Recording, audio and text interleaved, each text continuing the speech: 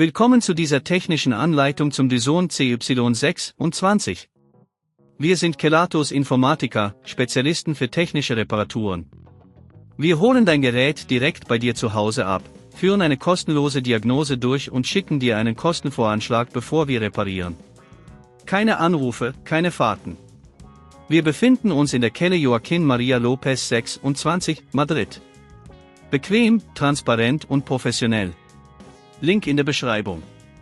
Viele Benutzer berichten, dass ihr Dyson CY26 komische Geräusche macht. Dieses Problem kann verschiedene Ursachen haben, oft ist es ein Blockieren oder ein Defekt im Motor. Wenn du es ignorierst, kann es zu weiteren Schäden führen und die Lebensdauer des Geräts erheblich verkürzen. Für die Reparatur benötigst du einige einfache Werkzeuge, einen Kreuzschlitzschraubenzieher, einen flachen Schraubenzieher, ein Multimeter und eventuell einen Ersatzmotor. Um sicher zu öffnen, beginne mit dem Entfernen der Gehäuseschrauben. Achte darauf, dass du die Schrauben sicher aufbewahrst. Wenn du dann das Gehäuse abhebst, überprüfe vorsichtig die inneren Komponenten. Oft findest du den defekten Motor, der das Geräusch verursacht. Um ihn zu lokalisieren, höre genau hin und achte auf die Geräuschquelle. Sobald du den Motor gefunden hast, trenne die Anschlusskabel mit dem flachen Schraubenzieher vorsichtig ab. Achte darauf, die Kabel nicht zu beschädigen. Die Schrauben, die den Motor halten, sind in der Regel Kreuzschlitzschrauben, also verwende den Kreuzschlitzschraubenzieher.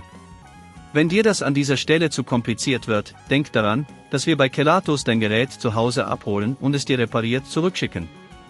Nach dem Entfernen des Motors setze den neuen Motor an die gleiche Stelle und befestige ihn mit den Schrauben. Verbinde dann die Kabel wieder, achte darauf, dass sie sicher sitzen.